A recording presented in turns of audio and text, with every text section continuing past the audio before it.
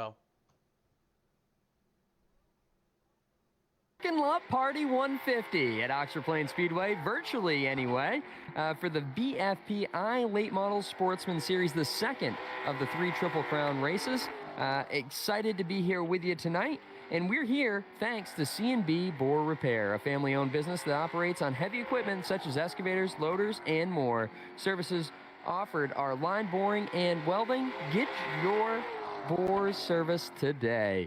I'm here, Spencer Morse, track announcer at Oxford Plains Speedway, and we got our friend from up above the border here on racing night in North America, Denver Matchett. How's it going, Denver? A great night, Spencer. Excited to watch some racing. The parking lot party. It's not going to get any better than this. 150 laps here at the virtual Oxford Plains Speedway, and you got to head to Oxford Plains Speedway for the first time this past weekend in 2023. Yeah, and I tell you, what I learned about Oxford Plains Speedway, I feel like I learn something new every time we go back.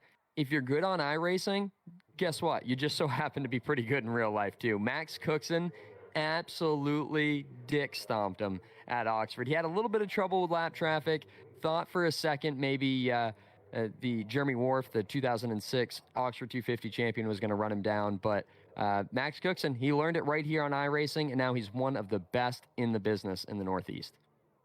Absolutely undeniable. His talent, his success, it speaks for itself. And kind of unfortunate Mother Nature affected the Sunday show, because it would have been fun to see what he could have done on Sunday too. But you guys will get to try that again this weekend coming up. Yeah, we're going to have a full slate of divisions this next Sunday. I'm going to be there racing in my Pass Modified. The Pass Super Late models are going to be there. And all of our regular scheduled divisions. You're going to have Street Stocks, Thunder Stocks, Limited Sportsman. Charlie Sanborn's car is going to be there, driven by the one and only Nate Barth, who, by the way, just so happened to pick up the Mad Bomber feature win last week. So going to be a really exciting weekend, really exciting Sunday at Oxford Plains Speedway, and I can't wait to get to it. Looks like qualifying has wound up for the Parking Lot Party 150. Surprise, surprise. Guess who's on the pole for tonight's feature? It's Ryan Kuhn. I would have Ryan Kuhn. Farm on Ryan Kuhn. Aaron Plemons, Ryan Borges, Tyler Cox, Regan Parent, Casey Beatty, Jason Ricker, Adam Jocelyn, Michael Prinsley-Glio. We're going to have to give you a nickname real quick. And Dominic Kurt are your top 10.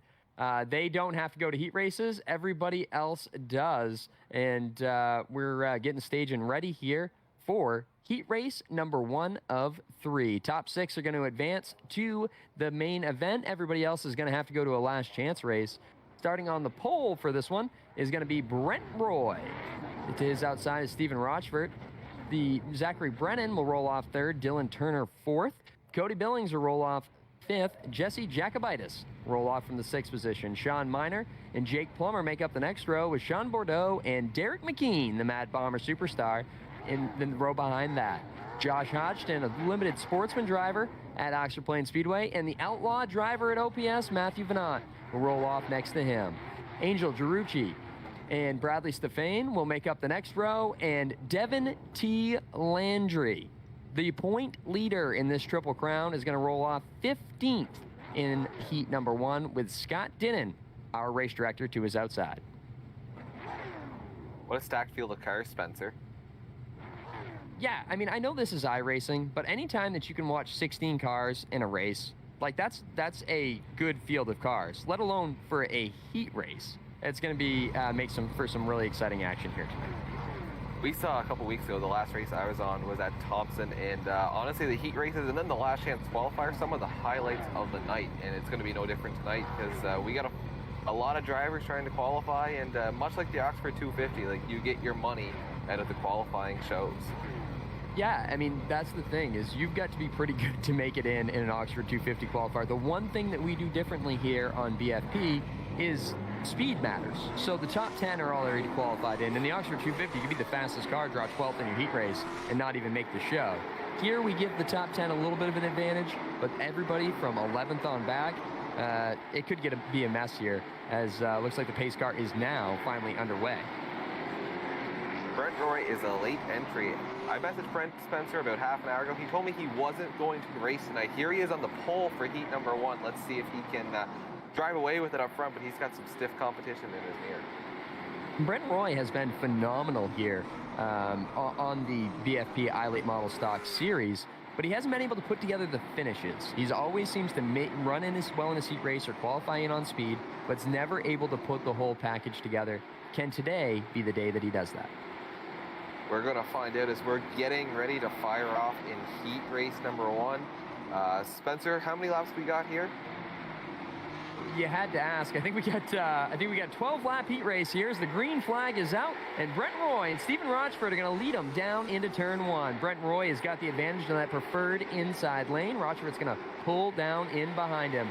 Right now, the first couple are starting to get single file here, but we got 3 wide action and we got a car around. Jesse Jacobitis was up the racetrack. He's falling through the field, damaged multiple cars, but he's still going. I'm not going to call it a save because Bobby Timmons will get mad at me, but he's still going in the right direction and no caution on the speedway. Absolutely, that was a close one to say the least, and as you see up front, the top 3 breaking away. We see this often back in the pack. The initial start gets a little chaotic, and that was no different here today. But your battle for the lead, it's going to be a close one. How hard do these drivers push it? They're locked in right now, but you know what race car drivers are like? They want that checkered flag. And even though the top 6 qualify, every car that you pass in this heat race is like passing 3 in the feature. So it's ultra important that you do the best you can in your heat race. Somebody that I'm watching kind of come up through the field a little bit is a little further on back. That's Jake Plummer. He started 8th in this one. He's already up into the 4th spot. And Matthew Benoit as well started 12th, and he's up to 5th, already into transfer spots. And I think you're going to want to keep an eye on those 2 guys. A lot of laps around Oxford Plains Speedway in their own right. Hodgson has been coming through the field as well. He is closing in on that transfer spot. We see some great battles. We got a slow car off the pace. It looked like I didn't get a number on that one, Spencer, but we see here the 34 car holding off number 84. This is the tight battle. Yeah, absolutely it is. Like I said, 2 drivers with a lot of experience here at Oxford Plains Speedway. Vinot's been running a outlaw for quite some time at Oxford, and Jake Plummer picked up a Thunderstock win. And actually, I'm not sure if it has anything to do with his car number, but used to work on my crew back in the day. So little part of me, even though announcers don't root, is hoping to see that 34 have a good run. And so far, he is having a good run, but he is getting all the pressure right now from Vinot in that number 84 car. And in the transfer spot now is Stefan, I believe. You can correct me if I'm wrong with that name, Spencer, but he's pretty comfortable there. The top 6 seem to be just riding for now, but some lap traffic is going to play a little bit of a role in this one by the looks of it. Yeah, absolutely it is. They've kind of gotten their ways sort of single file here. As you see Vinot actually pick up that position off of Jake Plummer. But most of the field's kind of single filed out. Brent Roy continues to lead with Stephen Rochford hot on his back bumper. But when do you make a move? Do you make a move at all? Second's pretty good in the heat race. You do have some lap traffic coming, but to what extent are you really going to do?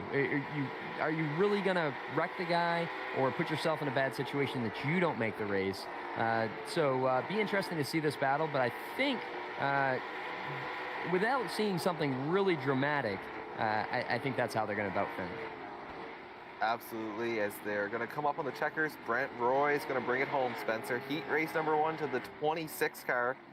He's going to start position number 11, I believe, in our main event. And, good run for him. Good run for all of the top 6. Rochford brought it home. Why don't you run through the rest of the finishers? Yeah, you got Brent Roy with the win, like you said. Stephen Rochford 2nd. Dylan Turner is going to come home in the 3rd spot. Matthew Benoit 4th.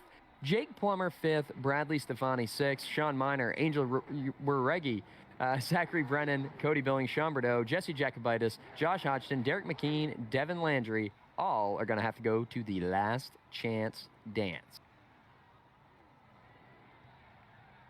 That was definitely an exciting heat race. We saw a great battle between Roy and Rochford for the lead. Mm-hmm. Curious to see what we're going to have in this one. Another stellar field, Spencer.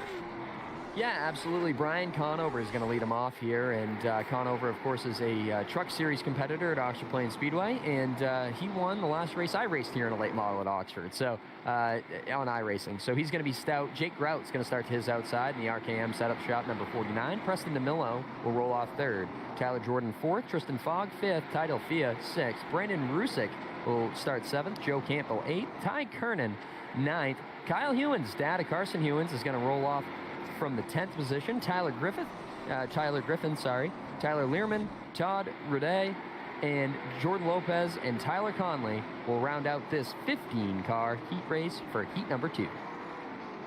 15 strong. We're going to watch the battle for the lead. We're going to watch the battle for the transfer spot. We're going to watch the chaos on the opening laps, because that could make or break someone's race. Spencer, you can't win it on lap 1, but you sure could lose it. Pace car is off, and we are underway.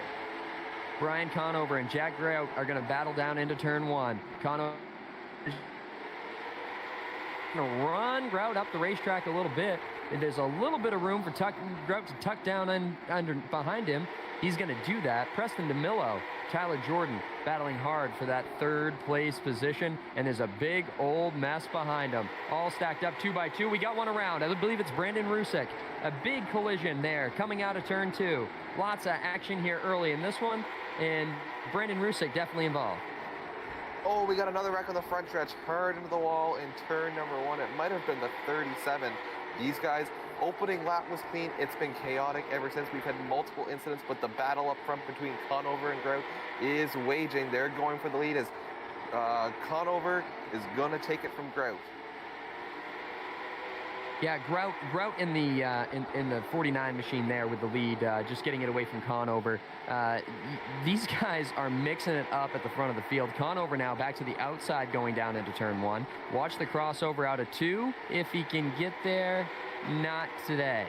Yeah, great battles here throughout the field. A couple of unfortunate incidents. Joe Campbell in that 37 car was the one that ended up in the front stretch wall. Definitely a bummer for him, but there's another chance. The last chance. It's a long shot, but it can happen for him as we're starting to get single file like Oxford Plains Speedway tends to do right around that bottom, just waiting for somebody to make a mistake. It may be single file, Spencer, but they're not breaking away from each other in this heat race, unlike the last one. The top 6 are all, even the top 8, all in close proximity as we have some contact and some more contact. That was right close to the transfer spot. Where it's getting dicey, Spencer. Absolutely it is. Tyler Learman's holding down that 6th place position right now with Ty Delphia and Kyle Hewins behind him.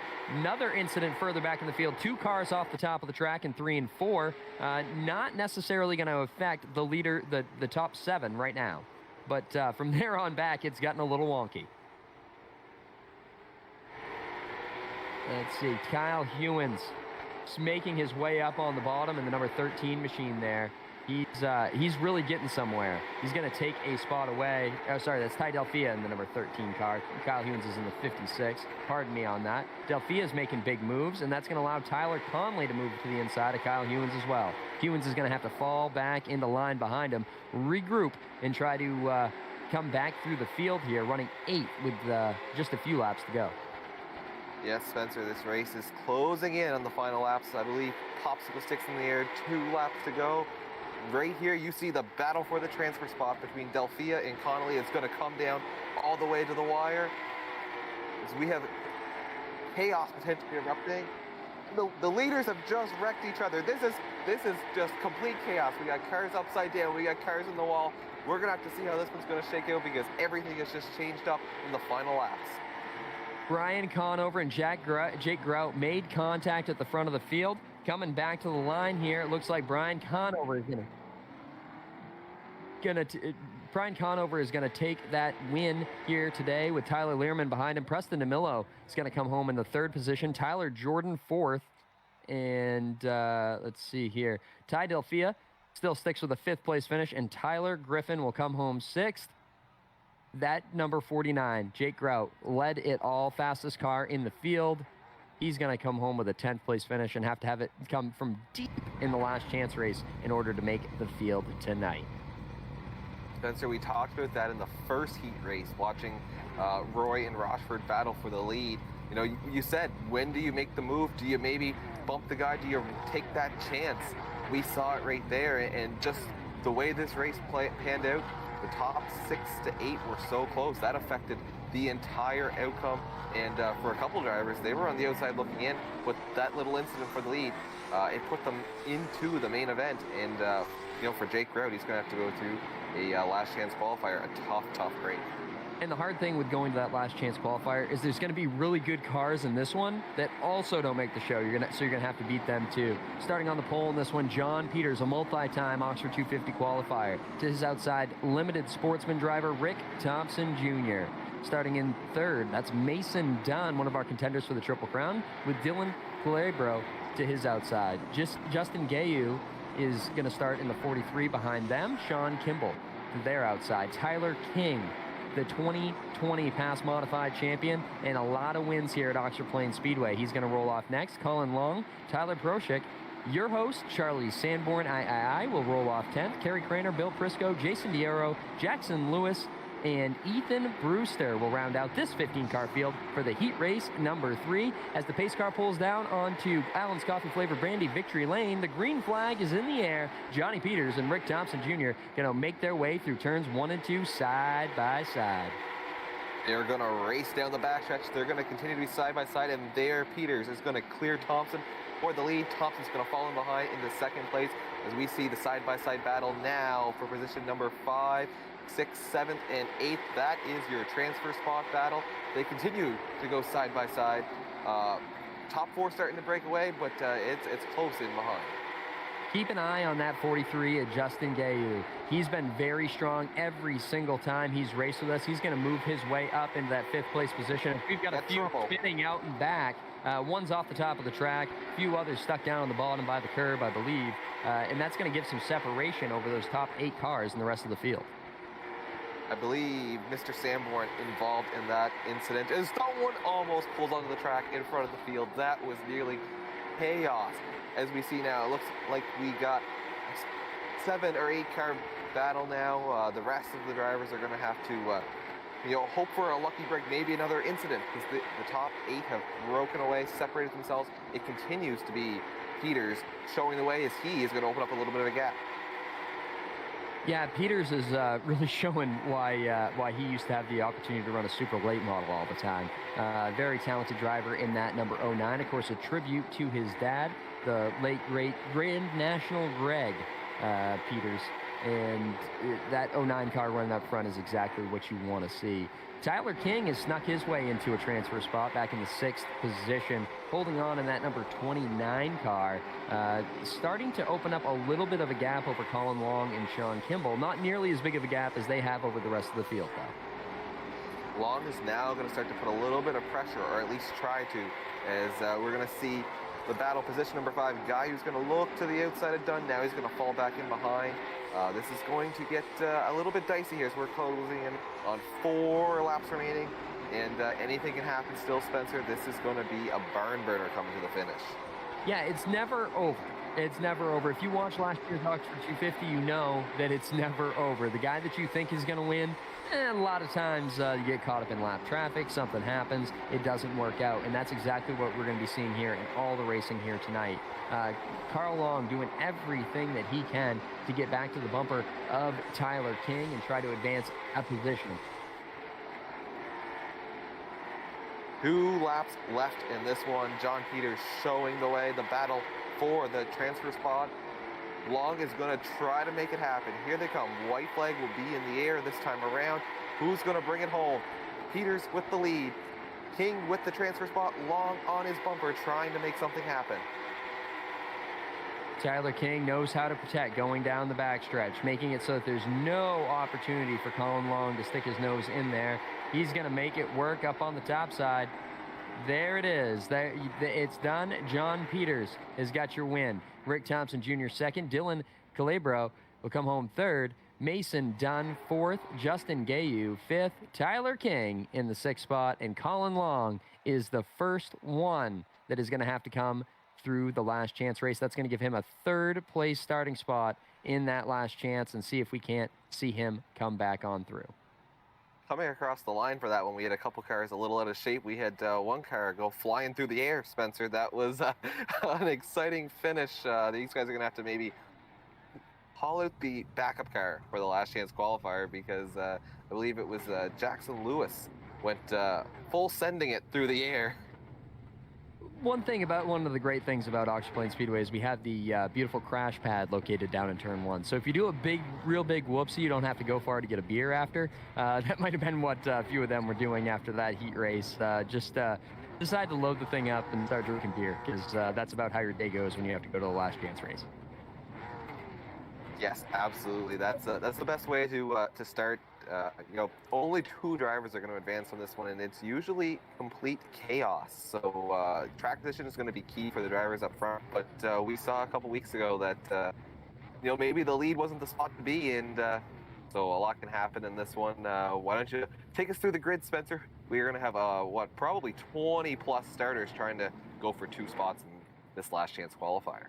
Yeah, you've got it. Sean Miner in the Cheez-It, number 98, is going to roll off from the pole position. Kyle Hewins in the Rowdy Energy, number 56, will roll off second. Colin Long, Angel Reggie, Tyler Conley, Sean Kimball, Zachary Brennan, Jordan Lopez, Bill Prisco, Cody Billings, Jake Grout, which remember, Jake Grout, he's starting 11th. He was fast in that heat. Jason Diero, Sean Bordeaux, Joe Campbell, Kerry Craner, Jesse Jacobitis, Todd Rideau, Tyler Prosh, Josh Hodgson, Tristan Fogg, Jackson Lewis, Derek McKean, Brandon Rusick, Charlie Sanborn, all the way at the back of the field in 24th. Devin T. Landry's in 25th.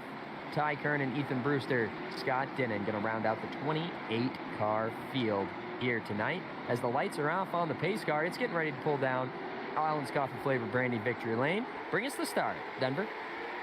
The green flag is going to be in the air. The last chance qualifier for the parking lot party 150 is underway. 28 strong. We got drivers already trying to go through the infield, through the dirt, trying to pick up some track position. The top 2 side by side now. Hewins is going to fall in line in position number 2. A huge wreck, the big one on the backstretch. 10, 15 cars all collected on that one, and Charlie Sanborn has made it through. We're seeing calamity already on the first opening laps. Wow, where do you watch, Spencer? They're still wrecking right in front of the leaders. You've got to watch the leaders because they just wrecked half of them. If you were in the outside group, you got jumped.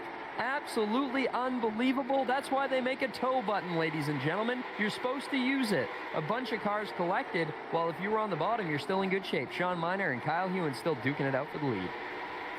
The hooligan race living up to its name. The last chance qualifier, we got chaos everywhere. This resembles more of an endurance race. Wow, chaos completely through the field, but the leaders have somehow, some way managed to work their way through. As Long now is going to look inside of Hewins. He's going to want that spot. He's going to get it going into turn number 1. Hewins is not giving up. He puts the bumper to him. They're sideways, not quite as safe. And Hewins launches it over the anthill. There goes the top second and third place drivers. That's going to give Miner a nice big lead, but oh boy, we got chaos everywhere. They're still wrecking Spencer. This is an absolute cheat show right here. Sponsored by Sheetz Gas Stations in North Carolina. Grout, Spencer. Jake Grout is up to position number 2. Yeah, Jake Grout, he's had a heck of a performance. Basically, don't run into anything here, and you're gonna be okay. He's got half a second over Kerry Craner back in the 47 car, running 3rd.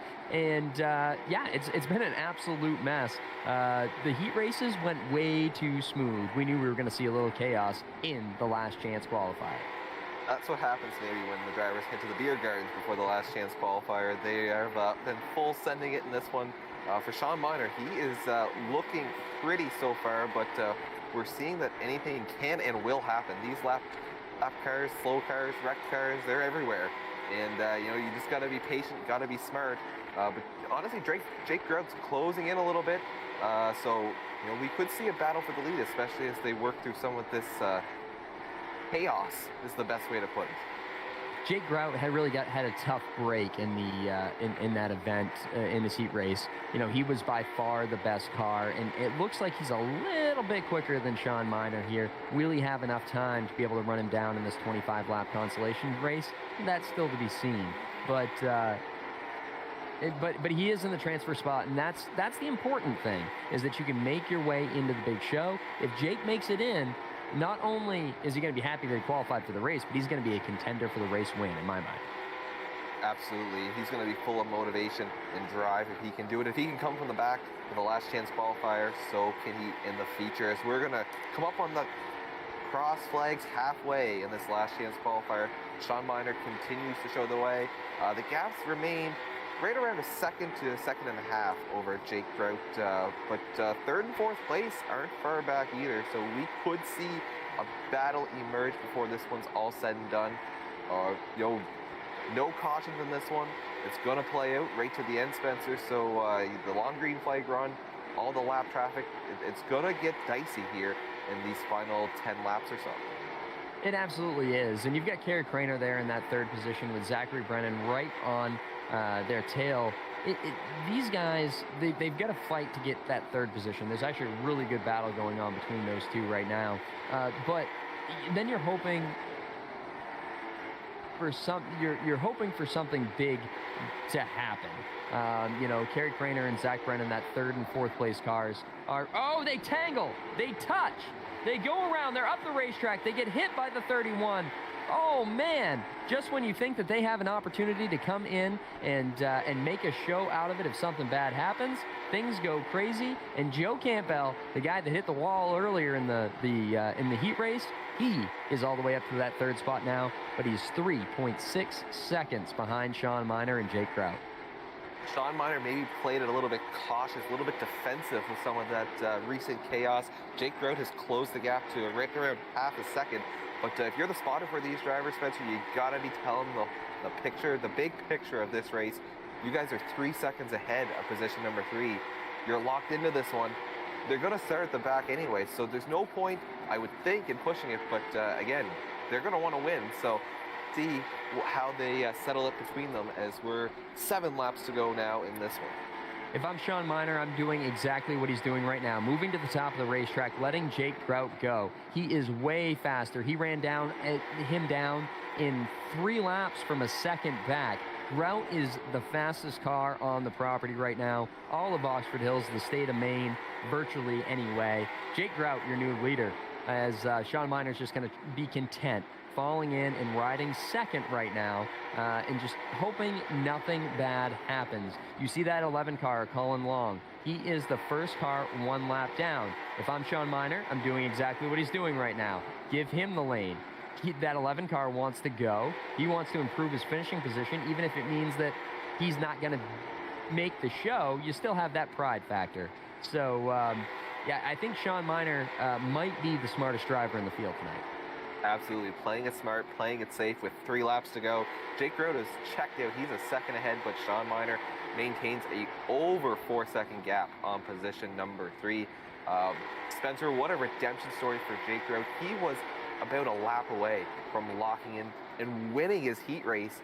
Got involved in an altercation. Had just come from the last chance qualifier, and here he is in the lead as the white flag is going to be in the air next time by, and he is going to set sail and go to victory lane and lock himself into the parking lot party 150. Jake Grout has been so freaking fast. Although this car's wrecking to the outside of him, the number 44, Jacobitis, he goes around. That got messy. Jake Grout's clear of it. Will everybody else stay clear of it too? That's the end of the race. The checkered flag for Jake Grout. Sean Miner looks like he is also going to advance, even though it was a little bit dicey there at the end. We still got cars getting some air, wrecking. There's a lot to clean up here. The track crews are going to have to get busy, Spencer, before we get ready for the parking lot party 150. But wow, talk about another exciting last chance race. The hooligan race, it lived up to that name. We saw about a 15-car pileup on lap number 2, and from there it was absolute chaos. It was all about survival for Jake Grout and Sean Miner. They did a great job with that, ran a smart race, and they're rewarded with starting positions in the parking lot party 150. Speaking of those starting positions, let's run down through the grid. 30 cars strong, so it'll take me a minute to get down through them. The man, the myth, the legend in the number 72, that's Ryan Kuhn. He's won a lot of these iRacing races, especially right here on the BFP iLate Model Series Tour. He's going to come from the pole position with Aaron Plemons to his outside. Ryan, Gorgeous Ryan Borges will roll off from the third position with Tyler Cox to his outside. Reggie Regan Parent, he'll roll off fifth with Casey Beatty to his outside. Jason Ricker and Adam Jocelyn make up the next row. Michael how do I say that? Perniciglio. There's a lot of letters in that. That throws me off every time. Dominic Currett, Brenton Roy, Brian Conover, John Peters, Stephen Rochford, Tyler Learman, Rick Thompson Jr., Dylan Turner, Preston DeMillo, Dylan Calabro, Matthew Venant, Tyler Jordan, Mason Dunn, Jake Plummer, Ty Delphia, Justin Gayu, Bradley Stefani, Tyler Griffin, Tyler King, Jake Grout, and Sean Miner will make up the 30-car field for the Parking Lot Party 150, presented by C&B Bore Repair, a family-owned business that operates on heavy equipment such as excavators, loaders, and more. Services offered are line boring and welding. Get your bores serviced today, C&B Bore Repair. We're getting ready to go green flag racing here.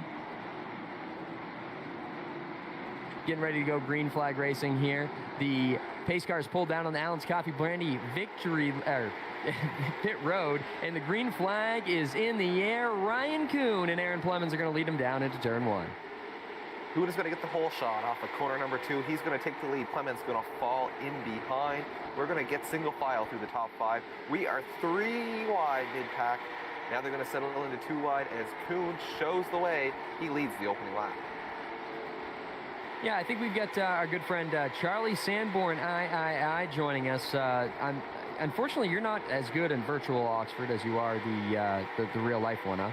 Well, I don't know that that's even true, Spencer. I ran a 296 in practice, which if I copy that in qualifying would have put me 10th and locked in the show for the first time.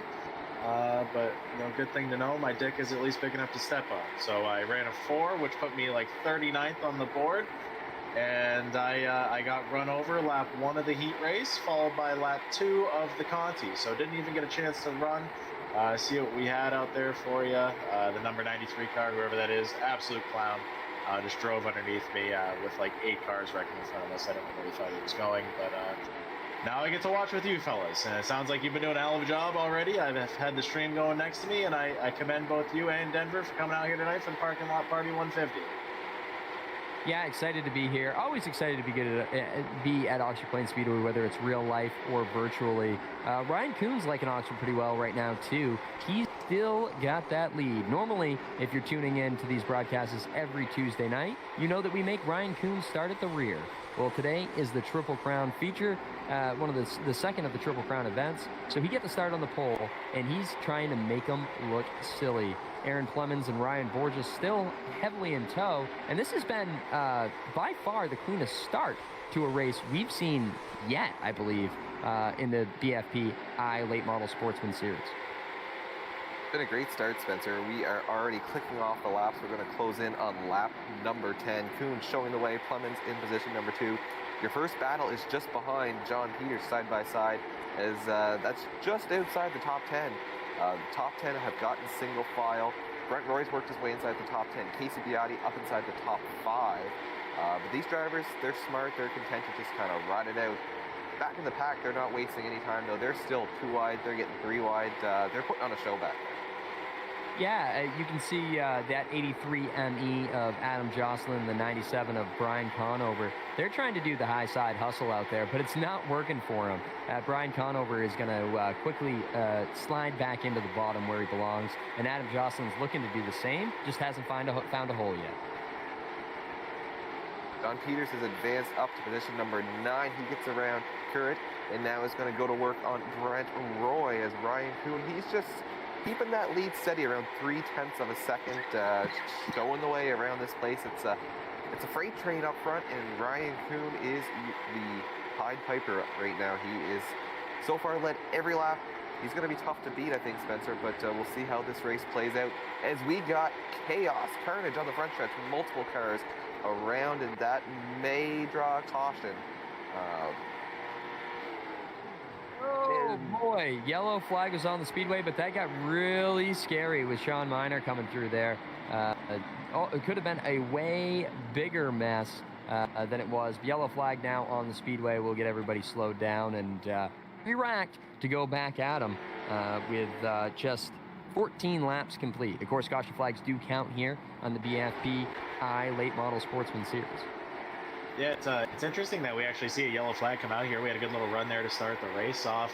This week we are implementing a new rule, just because it seems as though the same weapons keep rearing their head throughout these races here. So looks as though the cause of caution there is going to be the 49 and the 25, which is going to be big for the 49. I believe Jake Grout there. Both are going to get an EOL penalty here to start tail of the field. Of which you only get 2 shots at that, where if you are the cause of the yellow, we're going to give you the boot. We got places to be, things to do, babies to shake and hands to feed or whatever, and we don't need the same people wrecking each and every time we come out and do this. So new rule this week. Looks as though right now we're going to see the 25 and the 49 going to the tail of the field. Yeah, let's watch this here. The 25, little slower getting to the gas than Grout was maybe. Grout kind of gives him a shot in the rear. And the car is just so light there, whether it's on iRacing or real life, right, Charlie? I mean, there's no drive at Oxford Plains Speedway at all whatsoever. No bite. There really isn't. I mean, it's called the world's fastest parking lot for a reason. It's just a joke. It is one of my favorite racetracks on the country, though. The reason we say that is just because of it's so flat. And with that flat nature to it, there's not a ton of grip. You're fighting for mechanical grip the whole time, but with this BFP iLate Model Stock Car Tour series that we have here, the setups are all the same. So everybody's fighting the same conditions there. And like you said up off before, the car gets real light, and that's real easy to do when you get turned around like that. Yeah, that's and it's unfortunate. I mean, I don't believe that Grout was really trying to turn him around, but that's basically how it works here. It doesn't need to necessarily be intentional contact. It just is, if you hit somebody, you're going to the rear. It's like go-kart days. It's going to be a big incentive to not run over the guy in front of you and to race like racers. Look like the pace car is going to pull down onto Allen's Coffee Flavor Brandy Victory Lane, and Ryan Kuhn going to have the whole shot and down into turn 1 with the lead over that number 67 of Aaron Point. We got another wreck on the front stretch already. It was about mid-pack, and car sitting up against the wall. His leader's going to come around. This should draw caution as they pull down in front of the field. We are still green. I believe we got another wreck in turn number 3. Lots of chaos, and the caution flag is on the Speedway. There could be a couple drivers going to the back on this one. That was not a pretty start. Right from the get-go, it was kind of stacking up, and we have multiple cars with damage. Yeah. Basically, Gayu, I saw him. He was involved in the first little bit of an incident there. Then, of course, you see the Dave Farrington, number 23, Devin Currett, Tyler Jordan, a bunch of those guys just getting stacked up on the bottom. You have one guy lift, and then everybody's just playing bumper tag after that. Spencer, I wonder if in this case, where we had an incident on the front stretch, if these guys mid-pack, all it takes, like you said, one driver to lift. If someone was maybe on the radio saying, we got cars ran on the front stretch, one driver lifts, and then everybody gets piled in turn number 3, possibly just a collateral from that initial incident. Yeah, Denver, I think you could be 100% correct. I mean, I don't see where there was a whole lot to gain by running over somebody there. There's, I can tell you from personal experience, hopping that curb isn't necessarily the thing that you want to do here. So there's really nowhere to go. So, I don't think that there was anybody really trying to do anything egregious there, but it did hurt a lot of people's days. There's only a certain number of fast repairs. I believe it's just one. And if you do have to go to the end of the line, whether it just be where you fall back into line or get one of those penalties, that makes it a lot longer day when you've got Ryan Kuhn out there just dick stomping.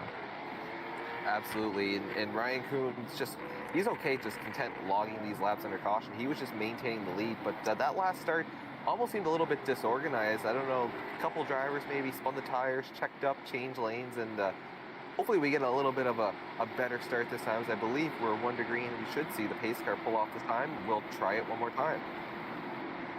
Word from race director Scott Dinnan, no EOL penalty on that one racing deal. Let's just pay a little bit more attention, folks. Ryan Kuhn, Aaron Fleming's getting ready to bring it down to the green flag. Ryan Kuhn has got it again. Going down into turn one, he's going to open up a sizable advantage, while gorgeous Ryan Borges is trying to take the second spot while they're wrecking further back the field.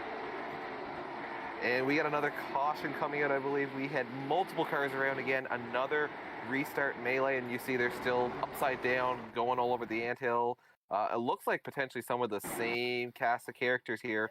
As we're going to get a replay. Spencer, why don't you walk us through this one? Yeah, I can see Brian Conover was involved in that one again. The Dave Farrington car, the 23, was involved in that. Let's see how it all gets started here.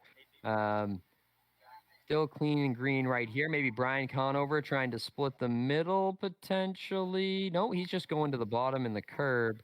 Oh, Conover just gets a little bit of a big run there for turn one, gets into the back of the car in front of him, and he checks up to try to not wreck the guy in front of him, and melees ensues. You got one in the air. You got all kinds of big things going on. I believe that's Matthew Venant off the top of the track trying to go and get, geez, I don't even know, trying to go get one of those twisted tees from the crash pad or something, I would say.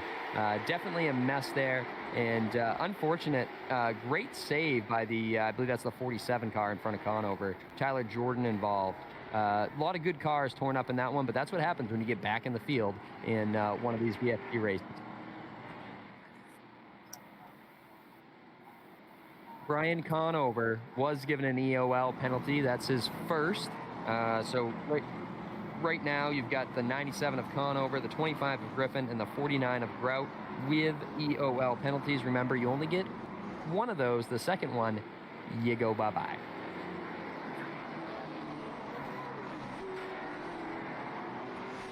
So the second one, Spencer, or we're hearing from race control, they'll be asked to park it, and if they refuse the directive from race control, they will be disqualified. But I don't know, it wasn't clear to me, when they say park it, do they park it on the front stretch like Josh Williams, or what's the deal there?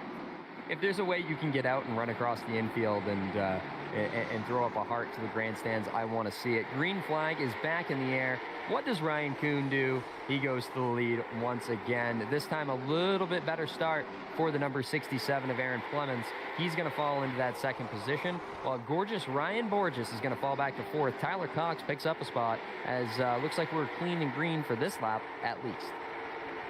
Kuhn and Clemens going to go right back where they left off. Positions number 1 and 2. Nose to tail is definitely a much cleaner start through the field. We're going to see a little bit of separation and get some green flag racing. It looks like the top 8 have separated into single file racing. Brent Roy, he capitalized on that restart up to position number 6. There's one car around in turn number 1. He's going to keep it going. I don't know if that was quite a save. I saw quite a bit of smoke, Spencer, but nonetheless, it's a save from a caution. We're going to stay green. You see a couple of guys doing that high side hustle out here. You got Dylan Calabro in the 71 and Rick Thompson in the 70 trying to make that outside groove work. A very hard thing to do here at Oxford Plains Speedway, but they're holding their own to the outside of Adam Jocelyn right now, battling for that 10th place position. So that's the best battle on the racetrack right now, as we see Rick Thompson Jr. trying to go all the way up to the Angels Expressway. Up on the outside. He's trying to go 3 wide and to the front. Trying to put on a show for us, looking to make it 3 wide, looking to find a way around all these cars. We saw he had speed earlier in the day. He's going to try to make something happen. There's almost a little bit of contact there. We got some close quarters racing, but all clean, all green still for this mid-pack battle, as Ryan Kuhn, Adam Clemens, they're separating themselves a little bit more from the field, but they continue to run positions number 1 and 2. They may be separating themselves from the rest of the field, but they're not separating from each other. Just a little over 0.2 of a second between Kuhn and Clemens right now, where we thought maybe Kuhn was going to have this one in the bag. It might not be just that easy. Clemens hot on his bumper, and as the top 10 have kind of made their way single file now, you see the battles further on in the back here with that 71 car that we talked about earlier. But it's just, once you get to that outside, you kind of get freight trained, hung out to dry. You need them really to get stacked up on the bottom to make any progress here at Oxford Plains Speedway. Big wiggle there. Big spin now. I believe that was was that the number 13 car that went around? I believe so. Pulls it into the infield. We should be able to stay green there. Another note, I believe it's Jake Plummer went around here about 2 laps ago, lost a bunch of positions. Tough break for him, but we stay green as we're seeing a little bit of attrition now play out as we're getting our longest green flag run of the day so far. But we see a little bit more contact. We got some chaos, lap cars, slow cars. These are some of the top 5 drivers, Spencer, dicing their way through a little slideways down the backstretch that time. Yeah, Ty Delphia, he was that car that spun around earlier in the 13, and as he was making his way backwards through the field, maybe with a little bit of damage to that machine, it created a lot of excitement there. Ryan Kuhn and Aaron Plemons actually had trouble getting around them. It allowed the field to close in on them for a second, and they saw that carrot getting closer, and they made some absolutely wild moves. Unfortunately, didn't really pay off. Plemons and Kuhn are separated themselves again from the field, but still right together. And this is going to be a really great battle here as they work off of turn 2. Aaron Plemons all over the back bumper of that number 72 machine and just waiting for an opportunity, a little bobble out of that 72, and Aaron Plemons could be your new leader. I dare say Aaron Plemons is the fastest car on the track. The question, Spencer, is how much is Ryan Kuhn saving? Is he just playing with Plemons at the moment? Above all the chaos we just had, Casey Biotti has emerged in position number 3. He was able to capitalize on all that, never lifted to position number 3. See if he can maybe close the gap a little now as Gorgeous Ryan Borges position number 4 and Brent Roy position number 5. That's how they shake out after a little bit of chaos around a slow car. Some of the big movers of the race so far, you have Brent Roy starting 11th up to the 5th position. And how about our last chance qualifiers? Sean Miner and Jake Grout running 13th and 14th. They've already picked up half of the field here in this one. And, they've got plenty of time with just 48 laps complete out of 150 to be able to make their way up through the field even more. We're going to come up, Spencer, on 100 laps to go. Lots of time remaining in this one. Lots of time to be patient, and maybe some more drivers, holding their cards close early in this one. As we see this battle now, I believe that's John Peters on the screen. He's going to make the move to the inside and move up another position. We're seeing these drivers on the long run, Spencer, starting to work their way through the field a little bit. Tires fall off so much here at Oxford Plains Speedway. If I have 10 laps on my tires, I'm wishing that I could come in and stop for 4. So even in iRacing, it still is such a factor. And, that's what you said earlier about, is Ryan Kuhn saving? You are allowed a set of change tires here, but at Oxford, you're going to want to take them as late in the race as possible because there's such a speed advantage. We're starting to see a battle right here between Brent Roy and Tyler Cox. That is for position number 5. As Roy's going to slam the door a little bit, Cox was looking a little bit to the inside, maybe getting a little bit impatient, flashing that bumper to the inside, flashing a little bit of contact, maybe. But Brent Roy's going to hold on for now. There's another shot to the rear of the 26. Tyler Cox wants position number 5, and he wants it bad, but Brent Roy is playing defense as he's going to hang on for one more lap. Yeah, Brent Roy's got that 5th place position, and he's holding on to it for all he's worth right now. But right now, again, you see Tyler Cox moving to the inside. He's there going into turn 3. I thought they were going to make a little contact, but Tyler Cox has got the preferred groove. Brent Roy tries to fire back on the outside. Not going to work. He's going to fall in behind him. Going to give Tyler Cox a little bit of a shot. Around they go. Brent Roy up the racetrack. A bunch of cars involved. Johnny Peters is involved. Caution flag is on the speedway. Oh, man. What an event for the 5th place position. I dare say Brent Roy is going to get the EOL for that one. We'll wait for the official call from race control, but we saw it, Spencer. We watched this battle for a number of laps. Tyler Cox was getting a little impatient, put the bumper to Brent Roy, and when Roy got in behind, he returned the favor. Cox did make a clean pass, but Roy got in behind and put the bumper trying to get that spot back. Just too hard of a shot. Around Cox went, and then DeMello got into the back of Roy, sending him around, and then the track was blocked, and everybody piled in. A tough break. This was the battle for position number 5. Some of these drivers with some damage. Some of these drivers are going to have to go to the rear of the field now. if my mom's listening, I need her to turn the radio down a little bit. But Cox was driving like a cock. Like, there was no doubt about it. He was being very aggressive with Brent Roy. And, Roy fell back in, wanted to give him a shot, move him up the racetrack, and it did not work for him. Preston DeMillo, of course, gets into the back of him. So even if he tried to lift, that wasn't going to work. The big winners in this move, look at that 83 ME. He makes evasive maneuver to the top side of this racetrack. I don't believe oh, yeah, he does. He makes a little bit of contact with Roy. Nothing too major, but he's going to move himself up into that fifth position, I do believe.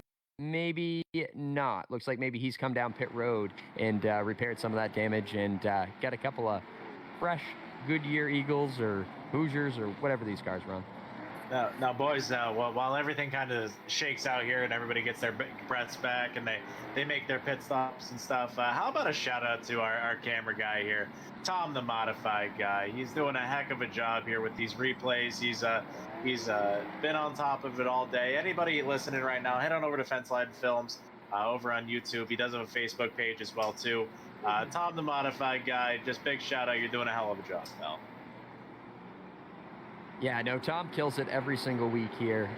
Just phenomenal coverage. It's crazy when I feel like BFE Sports 1 is better than Fox Sports 1 with a lot of coverage sometimes. And that's pretty amazing for Tom being at home in front of the computer and be able to make this look as professional as possible. Absolutely does a phenomenal job every week, and we couldn't do it without him as we're getting ready to go back green. Ryan Kuhn on the hammer. Clemens going to drop down to the inside. They're going to continue to wage a war. Spencer, don't look now. Look who's up into 7th place, our last chance qualifier winner, Jake Grout. We've documented the day he is head. He is on the verge of cracking the top 5 in the parking lot party 150. Now, the thing he's going to be very careful about, he's got one EOL penalty already, so you've got to be very careful about that.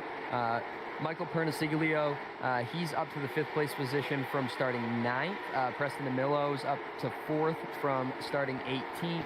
A lot of guys that are some big movers and some guys that you don't necessarily hear of running up front in this BFP iLate Model Sportsman Series. We got a great mix throughout the field for sure, and some big names have to work their way through the field. It's going to be fun to watch the likes of Cox, the likes of Roy. After that, we got an incident into corner number 1. We are still green for now. I didn't catch who that was. A tough break going into turn number 1 for some of those drivers, but nonetheless, we're going to continue to race. The track is mostly clear. Ryan Kuhn continues to show the way. He has led every lap of this one, 65 down out of 150. But Adam Clemens is still there, Spencer. But I'm telling you, Casey Beatti, he's coming quick. You can start seeing him peek that nose underneath Clemens now every once in a while. And some of those guys that had trouble, like the number 24, Ryan Borges, getting ready to go a lap down here, that's going to make things interesting for the leaders, and it might give Casey Beatti the opportunity that he needs to sneak up into that second place position. Yeah, the 97 of Brian Conover, he was involved in that last little spin that was off camera, and he's struggling to make his way back up through the field. Another car there with a big bobble. So even though you go a lap down, there's a wave around here in this series, so you do want to put yourself in the best position to get that back. Right now, Mason Dunn is the lucky dog car, but Ryan Borges is about to go a lap down to Ryan Kuhn. So that would put Borges in the lucky dog position when inevitably we get another caution. It's crazy to watch how things can change so fast. It wasn't that long ago, Spencer. Borges was in the top 5 now, barely staying on that lead lap. And Ryan Kuhn has opened up a bit of a lead. Caution on the track now. We got some chaos. Another incident on lap 70 is going to draw the caution flag for, I believe, the 5th time this week.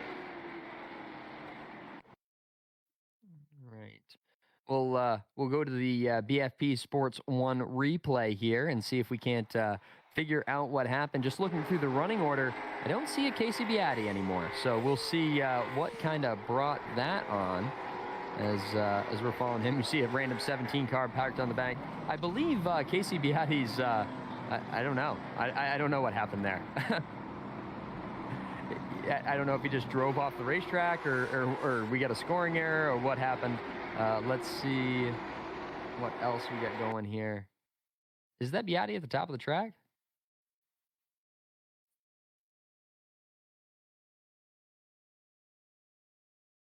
Let's see. Here's Beatti right in behind Plemons. They're going to drive down into turn one. Beatti all over that back bumper with Preston DeMillo right behind them. Seeing this in slow-mo. Maybe a little contact there to the back of Aaron Plemons. Plemons is sideways. Beatti checks up, and DeMillo gets into the back of Beatti, and around goes Beatti.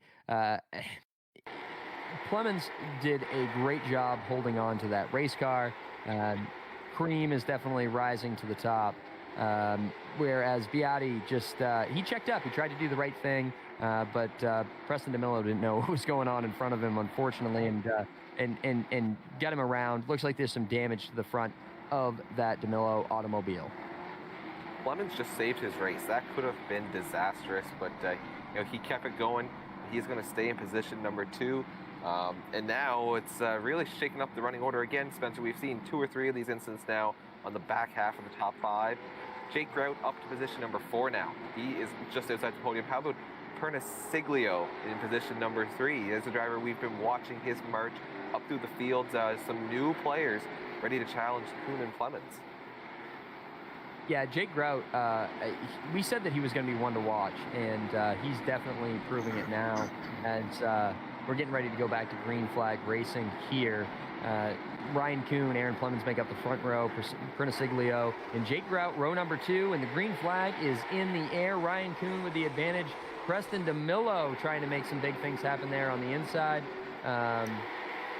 Jake Grout trying to do the high side hustle and hold on to that 4th position. Grout wheel to wheel with Perniciglio. He's going to look like fall back to position number 4. He's going to have to get down quickly because Calabro is in position number 5. He's going to drop back now. But Ryan Kuhn showing the way up front. It's been all Ryan Kuhn all race long as Plemons has continued to try to find a way around him. Jake Grout continuing to fall back on that outside. Enter Adam Jocelyn into the chat. He's in that 6th position right now. He's going to try to take that spot away from Jake Grout, and does, coming up off of turn 4. Now, Adam Jocelyn's going to set his sights on the number 6 of Tyler Jordan, sitting right in front of him.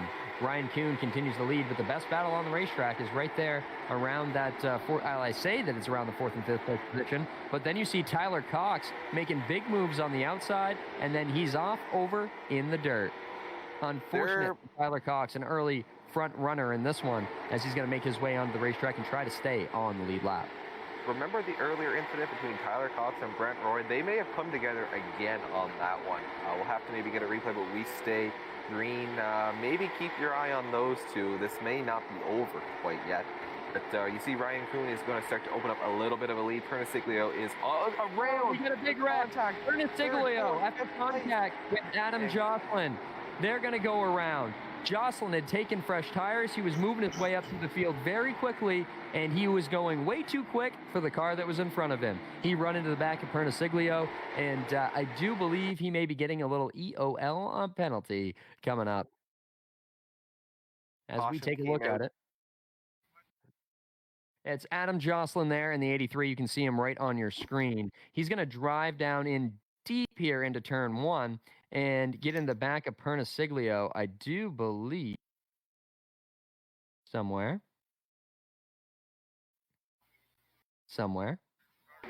Maybe it's the next lap.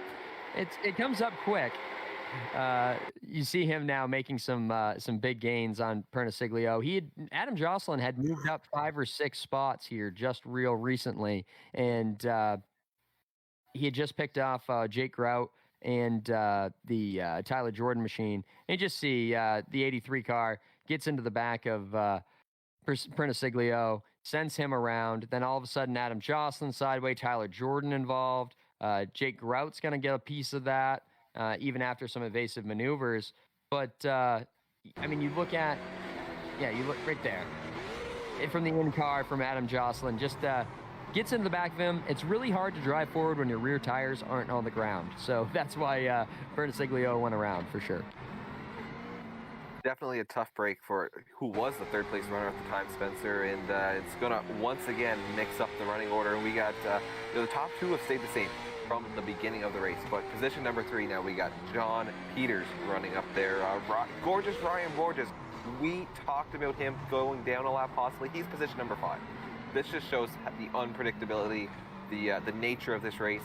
It just keeps changing, and you really can't count anyone out. So, little hot breaking news. Ryan Kuhn has pitted for tires. We've got a new leader. It's Aaron Clemens.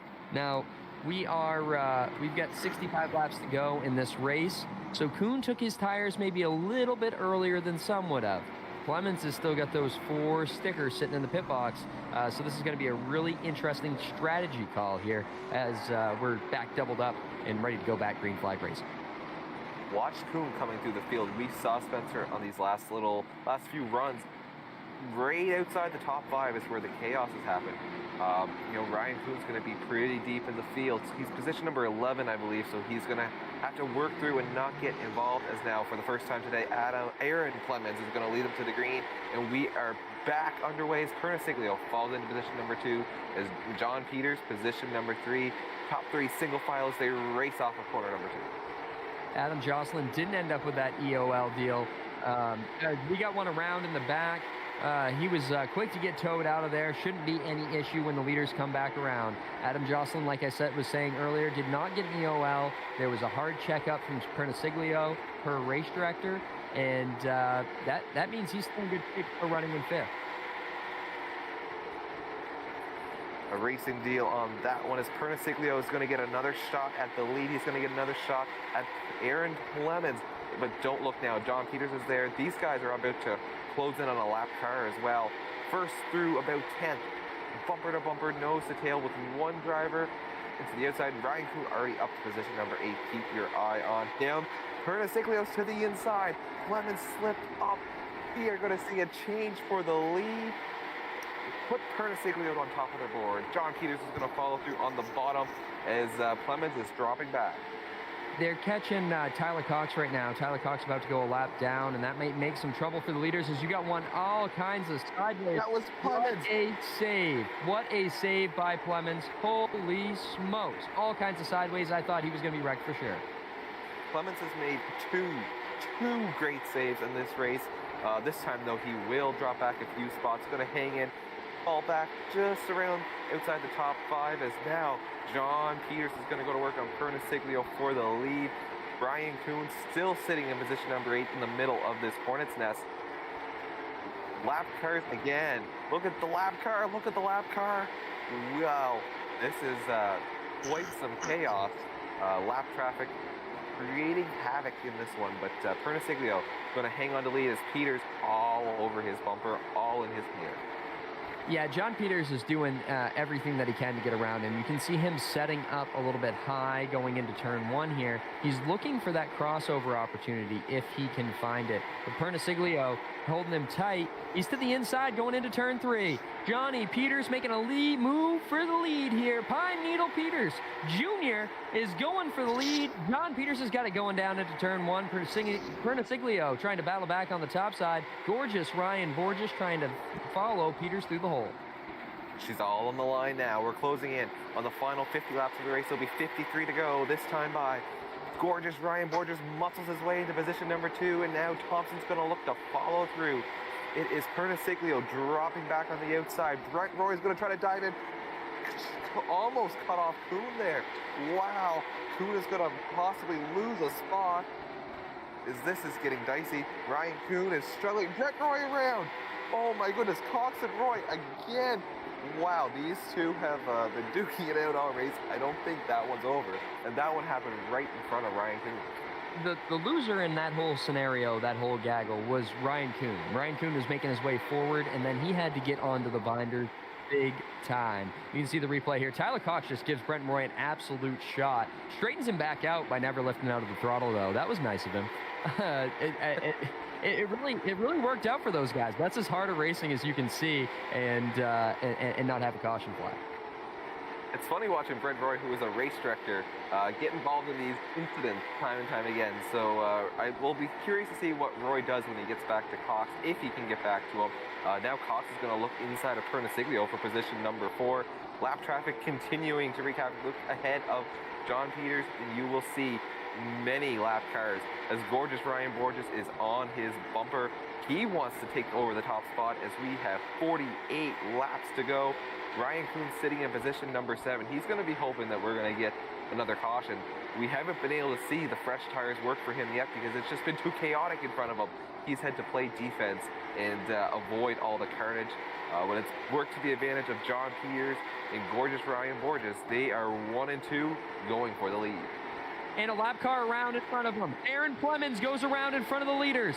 No caution yet, but that's going to open up the hole. Ryan Borges to the lead. He capitalizes. John Peters has to fall back into second. He's trying to make that outside groove work.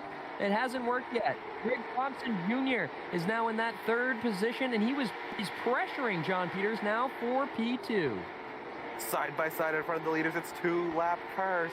Borges might have to lift. Peters is on his bumper. They're going to finally get up to the inside and out of the way and allow the top 3 to work through. And here comes Tyler Cox. What a day he has had. He's been in the wall. He's been spun around. He's been off into the dirt. He is in position number 4 and closing in on the lead gaggle.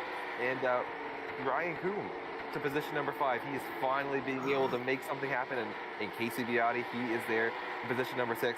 44 to go. This is shaping up to be exciting. We got fresh tires making their way to the front as Ryan Borges continues to show the way. John Peters looking to get back around. You know, we're starting to have some longer green flag runs as the field almost gets separated out. It's hard to get all the way separated on a 3/8 mile oval like Oxford Plains Speedway. But if this thing goes green, we are going to have a barn burner to the finish. Ryan Kuhn and Casey Biotti kind of hoping for a caution a little later in this one so that they can have that track position. But I think if this goes to the distance, it's going to be a really, really good race.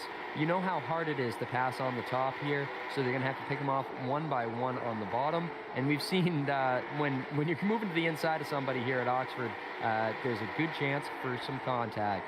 Ryan Borges still in the catbird seat, but Johnny Peters isn't letting him go anywhere, and we've got more lap traffic ahead of the leaders. This is the best racing you're going to get when you have cars with fresh tires closing in on cars on older tires, trying to hold them off. Ryan Borges is going to continue to lead as the lap car is up to the outside. Now they got 3 more up front. They're going to be 2, maybe 2 on the car around. Caution on the Speedway. There's that caution. So there's only 1 set of tires. So with 14 cars on the lead lap, 1 car will get a wave around, so there'll be 15 cars on the lead lap. Ryan Borges has not taken tires yet. Unsure of John Peters' situation. A few of these guys that have worked their way back up. I know Adam Jocelyn took his tires early. It'll be very interesting to see who comes down pit road here, who's got tires left in the pit box. It's going to be exciting as we see the replay here. Oh, man. Adam Jocelyn in the 83 ME is going to get in the back of Brent Roy. He's going to send him around. Jason Ricker is involved. Tyler Jordan is involved. A lot of damage for some lead lap cars. And we know that Brent Roy's had an interesting day. And he's going to make even almost a little bit more contact with Jason Ricker there. Big mess for some of your contenders in this one. Brent Roy has certainly had an interesting day. He has had multiple incidents with multiple drivers. A tough day for him. And at one point, Spencer, he was up inside the top 5, looking like he was going to be a contender to win. Curious to see what the pit strategy is going to be here now. You got to believe Ryan Kuhn's going to stay out and potentially might inherit the lead. Not sure who else may have taken tires already, but let's see how this plays out. I believe Cox, Kuhn, and Biotti all have tires. And by the way that they're still going around the racetrack, maybe all these guys did. We know that Ryan Borges was almost a lap down earlier in the race. I thought he just kind of lucked his way back to the lead, but there's multiple other cars on pit road. So I guess I guess this is what we've got. Those tires that you've got on that race car are going to have to get you all the way to the end of this one with 35 laps to go. This is just like a Saturday night shootout. Now, it's the normal feature distance at short tracks all across North America. We're going to be between 30 and 35 to go on this one. They're starting to double up here. It's going to be Borges and Peters on the front row, Thompson and Cox in row number 2, and then it's Kuhn and Beati in row number 3. 6 of the best, and don't look now, Jake Grout's back to position number 7. He has been all over the board today. Jordan in position number 8. DeMello is in 9th. Jason Richter in 10th. Like, some of these drivers, Spencer, they have been all up in the wall everywhere. But here we come back to the green flag. A big jump for Borges. They're going to quickly get single file. Cox into position number 3. Peters into position number 2. Wow, what a hole shot for some of these drivers. Kuhn is going to go to work on Thompson. He wants to get position number 4, but they're single file through the top 6. Yeah, great job by Tyler Cox. He had the restart of his life there, and now he's all over the back bumper of John Peters. Cox, I kind of rode him off earlier in this one, and I guess I shouldn't have, because that thing looks bad fast. Ryan Borges has still got the lead. John Peters right there, all running close and tight at the front of this one. As you start to see Ryan Kuhn making his way through the field a little bit more, working on that 4th place position. This time, 30 laps remain in this race. Ryan Borges continues to show the way. Peters in position number 2, but Cox is ready to pounce, and Cox has to make something happen. He's got Kuhn in his mirrors. We had one upside down somewhere. Might have been Conover. Another bad break for him. He was upside down, but we are going to stay green. We're going to let these leaders battle it out, Spencer. And it's really the top 5 are the ones that you're going to have to keep an eye on. Beati now has separated himself from the rest of the field. Jake Grout still there. But Ryan Borges, Johnny Peters, Tyler Cox, Ryan Kuhn, and Casey Beati are the class of the field right now. You've got a lap car up ahead. Hopefully he does the right thing and does not become a factor with these leaders in the waning laps. Borges starting to open up just a little bit, maybe a half a car length gap over Peters, while Tyler Cox is pressuring Peters enough that he can't run the line that he wants to. Ryan Kuhn gets into the back of Cox. Cox goes around. Big contact for Beati. Oh my God, that one just changed everything. Wow, what can you say, Spencer? Ryan Kuhn coming through the field up to position number 4. We're going to have to wait and see the official call on this one, but Kuhn appeared to be the one that initiated the contact, as you see on the replay, to go off into turn number 1. It's Borges, Peters, and then Cox. Kuhn is going to look to the inside and just get up underneath. And a little shot right there. There was no check up in front. It was all Kuhn into the back of Cox. And Cox went around Beati into the back of Kuhn and then into the side of Cox. Tough break for some fast cars, but we're going to get to watch Ryan Kuhn come from the back, I would dare say, with less than 25 laps to go. What was your take on that one, Charlie? It looks as though Ryan Kuhn, who put himself in a pretty good position here early on in the race where he took tires and got to carve his way up through the field, maybe just got a little overzealous there. I mean, it seems as though he's been trying that crossover move on Cops for the last handful of laps, and just got in the back of him. Pretty plain and simple there. It's a racing deal, but unfortunate for Ryan Kuhn, who's probably going to get a it looks like he did get an EOL penalty here, and he's going to have to come through the back. This just made so much drama, because what do we like to see is Ryan Kuhn come from the back. Now, normally he has 75, 100, 150 laps to get it done. Now he's got less than 30. 24 laps to go right now, and the laps keep counting off right now. So going to be very exciting to see how Ryan Kuhn can rebound. Ryan Borges is going to need the restart of his life on this restart, because John Peters has been there probably the last 30 laps, lurking, wanting that lead back. It's going to be exciting because these two, they now don't have to worry about Kuhn. They now don't have to worry about Beati, but they do have to worry about Thompson and Jake Grout, who have worked their way now into position number 3 and 4. So some new players coming back to the front end. Oh, by the way, as the scoring monitor shows, Brent Roy and Tyler Cox are going to restart side by side. So keep your eye on this one. This could be definitely wild, and that could happen right in front of Ryan Kuhn. So definitely want to keep our eye on that just inside the top 10. Kuhn is shown in position number 12. So not too far back, but we're going to have about 20 to go as the pace car is about to pull off. Borges and Peters on the front row. Wow, what a restart for Borges. He gets the launch, and he is going to clear for the lead going into turn number 1. Peters is going to dive into second and go to work on Ryan Borges once again as we got contact around, and there it is, Cox and Roy again. That's about the 5th time this race they've gone around. Ryan Kuhn is going to, I believe, sneak through that one, but you didn't see that one coming, did you, Spencer? Oh my God! If Brent Roy was the race director, he'd park them both right now. Luckily, we were able to stay green. But Rick Thompson Jr. is going to go around towards the front of the field after contact with Jake Grout. Big contact there, racing for that 3rd position. Oh my! Just when you think things are starting to get settled out at the front, there's another caution, and that's going to take away a lot of those laps that Ryan Kuhn needed to be able to make his way to the front. Well, you mentioned Ryan Kuhn there, though. If you look back during that caution flag there, he slithers his way down through the infield there and picks up a handful of spots just through attrition there. So Ryan Kuhn, definitely still don't count him out here as we're under 20 to go here, boys. Not to mention, this restart's going to give Roy and Cox another opportunity at each other. We might not be done with cautions yet, but we also might not be done with lead changes. Lots of excitement still to unravel, and every restart's going to get more and more intense here.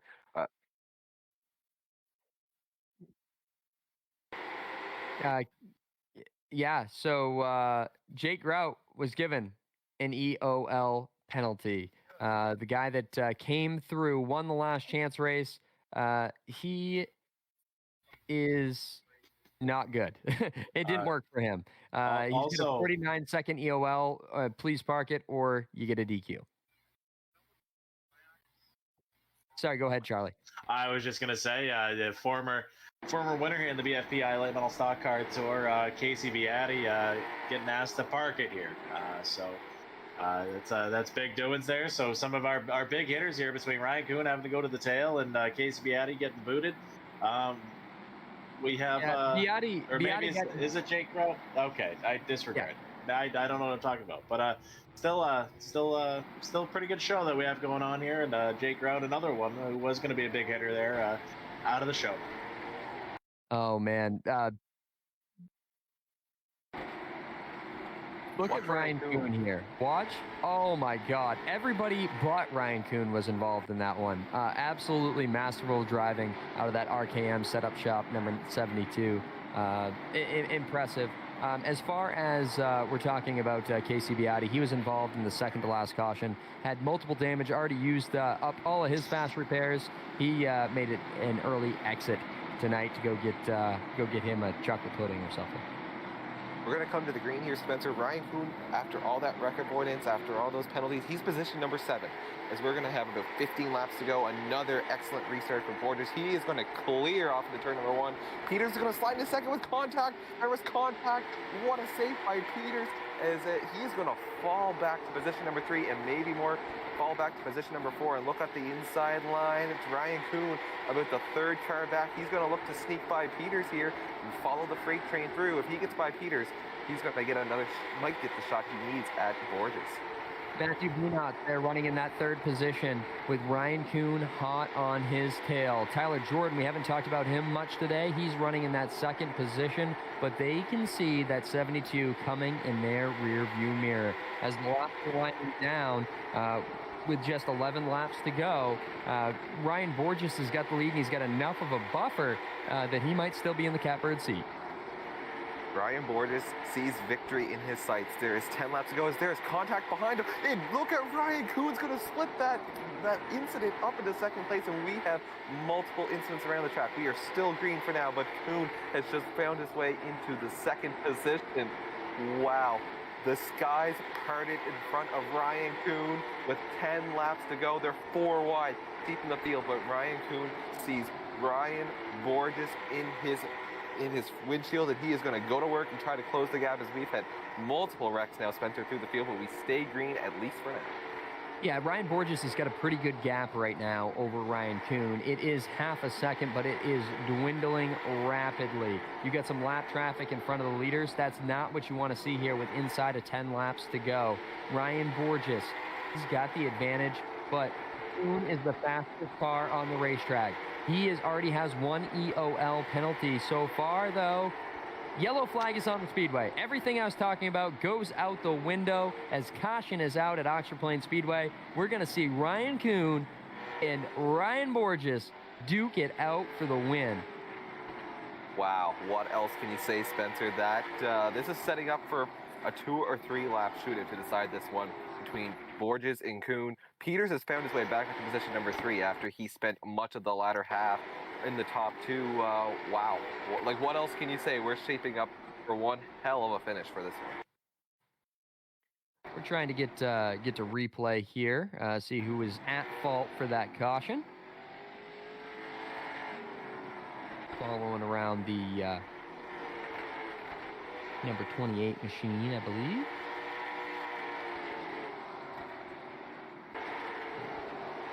I believe that's Perniciglio. We're still trying to find the incident here on our stream. Looking at all the usual suspects.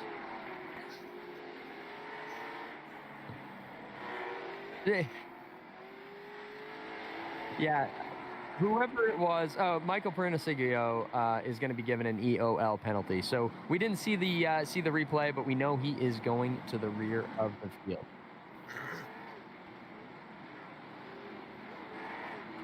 So apparently that was from some green flag action that happened earlier, so that's why we couldn't see it as the caution came out. Anyway, we're re-racking them here. Ryan Borges, he's led the majority of the end of this one. Ryan Kuhn he led all the first half of it before he stopped and pitted for tires. John Peters has been a serious contender. Matthew Venot is in the 4th position after starting 20th. And Tyler Cox, no matter how many times he runs into Brent Roy, he's still in the top 5. What a race for a lot of these drivers. There has been not a single driver, Spencer, that has not faced adversity in this one. As we're going to restart with just 2 laps remaining, we're going to see some more adversity potentially here, and we're going to see one of the best finishes we may ever see. Ryan Kuhn has come from deep in the field now twice. He started on the pole. He took tires. He was involved in an incident. Ryan Borges had got the lead and has held on to it. Here we go, the restart. The green flag is in the air. It's going to be Borges getting the whole shot. Kuhn is going to slide in front of Peters and go to work with just a 2-lap shootout remaining. Oh, Tyler Cox gets sideways. Another one spinning behind him. Ryan Kuhn has got to pass Ryan Borges clean, but here comes Matthew Venot way up in the 3rd groove trying to make something happen. Borges protecting in the bottom as more cars wreck in the back. Sean Miner involved. Borges still has the lead as they're coming to take the white flag. Ryan Kuhn up the racetrack. That's the checkered. Ryan Borges has got to win. Ryan Kuhn 2nd. They're wrecking afterwards. And John Peters will come home in the 3rd position. What a battle. Ryan Borges wins. Ryan Kuhn 2nd. John Peters 3rd. Matthew Venot and Tyler Cox round out the top 5. Oh my God, Spencer, what a finish. They came across the line side by side. They were wrecking in front of them. Kuhn just barely missed out on the win and then went head on into somebody down in turn number 1 as they all went flying. They made some quick trips to the beer garden after that one. I think they had some pre-game trips and some post-race trips as well. But how about Ryan Borges? What a story. Was able to hang on barely. What a thriller in that one. Disappointment for Ryan Kuhn comes up 1 spot short after facing so much adversity. And John Peters, what can you say about him, Spencer? He comes home in position number 3. Yeah, John Peters ran a great race and just going to come up just a little bit short. Ryan Borges is now going to take over the Triple Crown point standings. More on that probably tomorrow morning because I'm really slow at math. But Ryan Kuhn, a strong run, going to put himself in contention in this Triple Crown as well. Peters, he's good at Oxford. So is it Matthew Venot and Tyler Cox in the... what was his sponsor? He just sent it to me. Onlyfans.com/DinoClaw69. Code CLAW for 10% off. Chevrolet comes home in the 5th position. Look at Aaron Clemens. He came on position number 6. He had an up and down race. It looked like he had a shot to win for much of the race. Again, we talk about the adversity. DeMello, position number 7. Dunn, position number 8. Brent Roy comes home in 9th after 17 accidents with Tyler Cox. So wow, just wow. These races never disappoint. Tonight was no different, and it came all the way down to the final corner on the final lap. Yeah, absolutely. It did. Um, we're trying to round up our top three right now. Still looking for. It looks like we got Ryan Borges, we got Ryan Kuhn. No Johnny Peters yet. There he is, just entering the chat in the GNG's gift number 09, coming home in third place, a serious contender every time we race in the BFP iLate Model Sportsman Series. Johnny Peters, congrats on your third place finish. Spencer, what's happening? Thanks, man. I feel like every time I've run these races, I finish third. I'll take that because some of these guys in here are pretty good. Congrats to Ryan on his win and Ryan on his second. I had a plan beforehand to try to get off strategy with the leaders, and I didn't know how that was going to happen, but I ended up junked about lap 50, so I felt like that was my opportunity, and it worked out great. In fact, I was able to come back up to the front and get the track position. I had the tires, and I was kind of pacing with the 24 there, and next thing you know, we got lap cars wrecking off of 4, and I go to avoid them, and somehow Ryan just went right through the middle and passed me, and that was kind of it. Just super hard to pass. I was trying to do everything I could, but he did a good job running his line and keeping me behind him. But it was fun. I appreciate you guys doing this. Yeah, no, we love having you being a part of it. Yeah, the Ryans kind of snookered you in lap traffic a little bit. It looked to you like you had a pretty good piece. If you were able to hold on through that lap traffic, do you think you would have had enough to hold those guys off? I feel like I could have. I know Kuhn was coming there on a little bit quicker tires, but I was trying to really save my right front throughout the first part of that run, so I'd have something left to fight with. And I was just trying to keep Borges behind me at bay and not push it too hard. So that's what was my plan, and I felt like it was working until it wasn't. So I'm just gonna have to try that again next time. But it seems like if you do what the leaders do, you're just going to follow the leader, and I didn't want to do that. So we almost had it. Good call, Larry Mack. Anyway, tell us about some of the things that you're doing with auto racing and GNG's gift. Yeah, I appreciate that. This is for fun for me, but I enjoy rocking the GNG's gift logo and colors to try to bring some awareness to that. We're giving back and supporting short track racers across New England. So we're honored to have Bobby Timmons this year. We had Garrett Lamb last year, and looking to grow that program every year. So I appreciate you guys giving me the airtime for it. If you're interested in more info, check out GNG's gift on Facebook. There he is, your third place finisher, Johnny Peters. And somebody that I'm not used to interviewing finishing second, Ryan Kuhn comes up one spot short here in the parking lot party 150. Solid run, Ryan, but not exactly what you thought you were going to have going into tonight, I'm sure. Yeah, it was fun coming up through the field twice. But I didn't mean to get into Tyler there, and they just kind of all stopped in front of me, and I wasn't anticipating it, and just got in the back of them and turned them around. So that kind of sucked, but fun drive coming up through the field. I'm shocked I even got the second, to be honest with you. I thought I was barely gonna get a top 5, but we were able to get through the field and got a little lucky at the end there with a couple guys getting crossed up sideways, and was able to get by a couple of them up the second. I wish we stayed green at the end there. I wish we didn't get that yellow. I think we could have ran him down and got him, because I knew we had to restart. I was trapped on the top, and I knew he was going to protect the bottom without this whole life, and he did a great job, and congrats to him. But I thought I was going to get him on the top there. I tried heating up my rear tires before he went green, and it just didn't work as good as I thought it was going to. So second place, I'll take it after a couple of setbacks. Yeah, I mean, with being tail end of the field with 30 laps to go, you definitely got to be pretty proud of being able to come back from that. Tell us about what you do here on iRacing and a couple of the sponsors that make it happen for you in the real world. Yeah, so over at RKM Setup Shop, we do all the we do official open setup racing, mainly short track and NASCAR. We try to help everyone get better, and it's proven week in, week out with even some of the guys in here. But we had some guys in here tonight that ran really well, and tried helping them little by little, got a little better. There's more. I think there's more in the tank we can get out of them, but it's all about learning, and that's what we do over at RKM. But I'd like to thank Everett's Auto Parts for the real life opportunity, Bernier's Liquors, Modern Auto Body, all my guys at RKM Setup Shop, Coastal Heritage Bank, Studio 10 Wraps, 01 Designs, you guys in the booth, Charlie and the boys putting us on.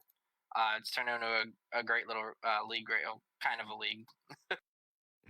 So there he is, your second place finisher tonight, your 2022 Pass North Super Late Model champion, and the all-time wins leader in the BFP iLate Model Sportsman Series, Ryan Kuhn. This next guy coming up, Charlie, why don't you introduce him? I don't know much about this jizz bag. Well, this is one of our good pals here. I met him over at I think we met at Foxwoods for the first time ever, and well, this is one of our good buddies. We call him Jizz. We call him Jizzbag. We call him pretty much anything that you're not supposed to call another human being. But Ryan Borges, pal, you brought home the victory. Tell us how this day went for you. It went pretty much perfectly. I mean, I ended up in victory lane and the parking lot party 150. I mean, that's all I can ask for. Yeah, man. I mean, you had a pretty stout piece. It looked like I feel like you're a sleeper pick for a lot of these races. You have some decent iRacing background to you. So I mean, tell us how this race went for you. I mean, you picked your way up through. You led a good portion of the second half there. And what were you thinking once you saw Ryan Kuhn behind you? Well, by the time I saw him get up to like 5th or 6th, I was already like, oh man, the race is over. I mean, that just speaks to how good he is. But no, the race went pretty good for me. Started off 3rd, kind of just rode around there in 3rd for the first 50 or so laps. And I think we got a caution maybe around lap 60 or so. And I just had some weird feeling that short pitting Ryan, maybe just trying something to get around him and just hoping he'd either get caught up in something or struggle to get through the pack would work. And it almost didn't work because I almost went a lap down on one of the next restarts, getting caught up in a wreck, but was able to get caught back up to the field. Ryan eventually pitted, and that kind of just spaced us out just enough to where I was able to work my way up to the lead, and took him basically till about 15 to go to almost get up there. And I know he had gotten an EOL at one point and still came back to the field. So I don't know if it was a head-to-head race. I don't know if I would have beat him heads up. But you take it any way you could get it. Definitely had a good piece, and it was fun racing them there at the end. Well, I think it's safe to say this is a pretty popular win here for the BFP iLate Model Stock Car Tours. So that being said, you have some real life opportunities as well too, and some NASCARs and other things. So where are we going to be able to see you here coming up here in real life? That is a very good question. No, probably just champ carts. That's what I do best. That's all I have the monies to do. But it's a fun little gig. Travel to Connecticut, New Hampshire, go up to Maine a few times each year. Go to New York. Just you'll probably see me at the local go-kart tracks, driving a little NASCAR around. Same numbers I got on iRacing 24, same colors. Shout out Preston DeMello for the sick iWrap and the sick go-kart wrap. Shout out RPM Motorsports. Bummer Brandon couldn't get in the show tonight. We would have had 3 of us in there, and Preston did a good job. I think he finished 7th. So it was a good team day all around. A heck of a job there, I got a question for Borges we'll, here. We'll see you next week, but it seems as though we do have one question here for you from Tom, the modified guy. Are you making any SK Light starts at Stafford this year? So Tom's asking if you're going to make any SK Light starts at Stafford this year.